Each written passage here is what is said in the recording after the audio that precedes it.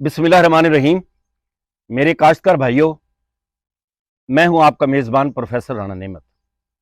मेरे काश्तकार भाइयों, मैं आज आपको 2025 में आपको प्याज लगाना चाहिए या नहीं लगाना चाहिए, इस बारे के अंदर जो है आपको इंफॉर्मेशन दूंगा कि इस वक्त पूरे मुल्क के अंदर प्याज की जो है वो काश्त की क्या पोजीशन है।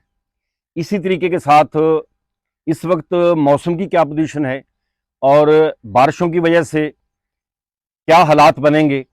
और इस वक्त जो बारिशें हो रही हैं इसकी वजह से प्याज की जो काश्त है वो ताखीर का शिकार है। इसके अलावा सिंध के अंदर जो है वो हैदराबाद के अंदर भी बहुत ज़्यादा बारिश हुई है। इसी तरीके के साथ पानी जो है दरिया सिंध के अंदर वो भी आ रहा है, जिससे कच्चे का इलाका जो होगा वो भी मुतासर होगा। इसके अलावा हमारे पंजाब के अंदर जो है वो बारिशें बहुत ज़्यादा आई हैं। तो ये तमाम बातें मिला के मैं कोशिश करूँगा कि आपको जो है वो तमाम की तमाम मालूमात दूँ कि जो कि प्याज के ऊपर जो है या प्याज के रेट के ऊपर असरअंदाज होगी और प्याज का जो रेट है वो इस साल क्या रहने की उम्मीद है। तो मेरे काश्तकार भाइयों, मैंने आपको पहले भी बताया था जब हमारा मौसमी प्याज काश्त हो रहा था कि भाई प्याज की काश्त जो है ये 2025 के अंदर बहुत ज़्यादा है, 2024-25 के अंदर। तो लेकिन हमारे जो काश्तकार भाई हैं उनकी एक रूटीन बनी होती है कि अगर उन्हें एक साल किसी भी फसल के अंदर अल्लाह ताला ज़्यादा मुनाफा दे दे तो फिर अगले साल अगर उन्होंने 1 एकड़ लगाया है तो वो कोशिश करते हैं कि 1 एकड़ में जितनी कमाई उन्होंने की है सारी की सारी अगले साल इन्वेस्ट कर दें और अगले साल कम से कम जो है वो 4-5 एकड़ लगाएं, ताकि वो सारे के सारे पैसे जो उसने कमाए थे ना, जब तक वो डूब नहीं जाते ना, उस वक्त तक हमारा किसान भाई जो है वो चैन से नहीं बैठता। ठेके की जो पोजीशन थी आपने देखा होगा वो 3-3 लाख तक जो है हमने पहुंचा दिए। तो मेरे किसान भाइयों, मैं आपको अब बताने लगा हूं कि इस साल जो प्याज जो है वो लगाना चाहिए या नहीं लगाना चाहिए, कितना लगाना चाहिए और प्याज के रेट की पोजीशन। वैसे तो अल्लाह ताला को पता होता है, हमारा तो एक आइडिया ही होता है। इसी जितनी आप मेरी वीडियो देख लें, मैंने आपको जो बताई थी तकरीबन जो है वो उसी तरीके के साथ जो है वो हुआ, जिस तरीके के साथ हम जो है वो देख रहे थे कि इस तरह हो जाएगा। तो अब मेरे भाइयों, प्याज जो है इस वक्त, क्योंकि मेरा काश्तकार जो प्याज का काश्तकार है वो बहुत ज्यादा मायूस है। उसने सारी जो जमा पूंजी है ना वो प्याज के अंदर अपनी डबो दी है और इस वक्त उसके अंदर इतनी सख्त नहीं है कि वो कोई चीज भी काश्त कर सके। लेकिन कुछ मेरे काश्तकार भाई ऐसे हैं फिर भी वो कर करा के जो है वो थोड़ी बहुत जो है वो काश्त कर लेते हैं। अल्लाह तबारक तआला ने काश्तकार को बड़ा हौसला दिया है कि कोई वो डंगर बेच देता है, कोई दरख्त बेच देता है, किसी रिश्तेदार से पकड़ लेता है, कर्जा ले लेता है, तो वो यानी कुछ ना कुछ तो उसने लगाना होता है ना। तो अब मेरे भाई, जो प्याज की इस वक्त जो पोजीशन है, तो आप ये देखें कि पिछले साल प्याज की जो इस वक्त पोजीशन थी, पनीरी की जो पोजीशन थी, वो 40,000 रुपए की बोरी थी सिंध के अंदर और पंजाब के अंदर भी यही हाल था, क्योंकि काश्त बहुत ज्यादा हो रही थी, डिमांड बहुत ज्यादा थी। इस वक्त जो पोजीशन है, पनीरी की जो पोजीशन है, वो 8 से 10 हजार रुपए जो है वो की बोरी मिल रही है। और प्याज की जो पनीरी है, जो प्याज की पनीरी है वो भी बहुत अच्छी है, यानी बारीक पनीरी है। वो सिर्फ 3 बोरियां जो है 1 एकड़ में लग रही हैं। अब आप सोच रहे होंगे कि पनीरी हमें यहां से लेनी चाहिए, पंजाब से, या हमें सिंध से लेनी चाहिए। तो मेरे काश्तकार भाइयों, मेरा मशवरा ये है कि आप पनीरी जो है वो सिंध से मंगवाएं। तो जो सिंध वाली पनीरी होती है ना वो मोटी पनीरी होती है और वो मरती बहुत कम है, उसके नीचे से गंडेल छोटी सी बनी हुई होती है। तो इसलिए जिनको यहाँ अपनी काश्त की हुई है या सस्ती मिलती है तो वो ले लें, मुझे कोई इतराज नहीं, लेकिन वहां की पनीरी ज्यादा कामयाब होती है। एक तो यहां से आप आइडिया लगा लें कि इस वक्त प्याज जो है वो बहुत लग रहा है, तो इससे आप जो है वो प्याज अगर कुछ काश्त कर लेंगे ना तो हमें उम्मीद है कि इंशाल्लाह ताला वो अच्छा रहेगा। अब दूसरी अगर हम पोजीशन ले सिंध की, तो सिंध के अंदर हैदराबाद के अंदर भी बारिश हुई है। अब जहां पे बारिश हुई है तो ज़रा वहां पे जरा ठहर के लगेगी। इसके अलावा इस वक्त सिंध के अंदर जो है वो दरिया सिंध के अंदर जो है वो पानी आने वाला है। तो जब ये पानी आएगा तो ज़ाहिर के फिर जो कच्चे का इलाका है जहां पे बहुत ज्यादा काश्त होती है, वहां पे काश्त जो है वो लेट हो जाएगी, तो वहां पे भी जो है वो प्याज कम लगेगा।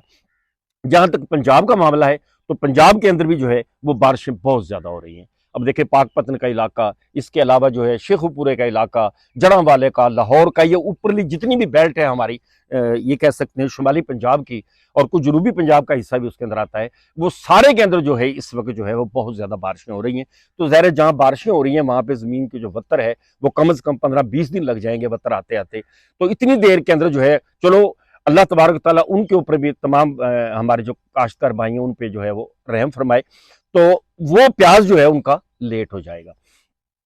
तो अब मेरा मशवरा ये है आपसे कि आप जिन लोगों की जमीन जो है वो खाली पड़ी हुई है, उसमें फौरी तौर पे आप रूटावेटर, जैसे ये जरा कैमरा मैन दिखाए, ये जमीन जैसे देखें ना, परली तरफ ये जमीन मेरी पड़ी हुई है, तो यहाँ पे ये रूटावेटर मैंने इसको लगाया है, और रूटावेटर लगा के अब इसमें बारिश आई थी, हल चला के और इसको अच्छी तरह तैयार करके, तो इसकी खेड़ियां निकाल के, वो फिर मैं आपको तरीका बता दूंगा प्याज लगाने का। वैसे तो प्याज लगाने वाले जितने भी मेरे काश्तकार भाई हैं वो बहुत बेहतर जानते हैं प्याज लगाने को, और अब तो और भी बेहतर जानते हैं। तो ये इस तरह इसकी जमीन की जो आप तैयारी कर लें अभी से, अभी तैयारी करके और जल्दी इसको काश्त करने की करें, क्योंकि ये जो अगेता प्याज होगा ना, वैसे तो अल्लाह तबारक तआला की जात बेहतर जानती है, लेकिन मुझे ये उम्मीद है इंशाल्लाह कि अगेता प्याज जो है उसका आपको जो है वो रेट जो है वो अच्छा मिल जाएगा। और दूसरा यह है कि प्याज जो आपने लगाना है ना, वो आपने थोड़ा लगाना है, यानी आपने उसको फसलों को तकसीम कर लेना है। आपने ये नहीं करना कि सारे के अंदर जो है ना इस साल जो है रेट बहुत ज्यादा मिलेगा। कई दफा ये भी होता है कि सारे लोग ये सोच लेते हैं काश्तकार भाई के पिछले साल प्याज पिटा है इसलिए इस साल जो है कोई भी नहीं लगा, जो लगा रहा हूं, ये सोच के सारे फिर लगा लेते हैं। लेकिन अब जो मैंने आपको सिचुएशन बताई है ना पूरे मुल्क की, तो जरा के बाकी जो हमारे सूबे वहां तो वैसे बाद में प्याज लगता है, तो मैंने जो आपको सिचुएशन बताई है, तो इसके अंदर प्याज इस वक्त जो है वो काश्त बहुत कम हो रहा है। और मेरी आज सुबह ही बात हो रही थी हाला के अंदर, तो वहां प्याज की जो पनीरी है वो कहता है हमारी जो बिक्री है वो बहुत कम हो रही है, इसलिए प्याज की वो रेट कम है। तो अगर जिस भाई ने अगर वैसे पनीरी लेनी हो वहां से, तो ये हाला के अंदर हमारे पुराने जानने वाले हैं, उनसे आप जो है ये नंबर स्क्रीन के ऊपर आ जाएगा, तो उनसे आप राब्ता कर सकते हैं। और अगर आप खुद अगर सिंध चले जाए ना, तो वहाँ क्यारियों की शक्ल के अंदर जो है आपको पनीरी मिलती है, तो ये और ज्यादा सस्ती मिल जाएगी। ज़ाहिर जो वहां से व्यापारी भेजेगा वो अपना ही मुनाफा रखेगा, तो आप वहां जाके भी पनीरी ले सकते हैं। जो नहीं जा सकते वो इससे जो है वो राब्ता कर सकते हैं।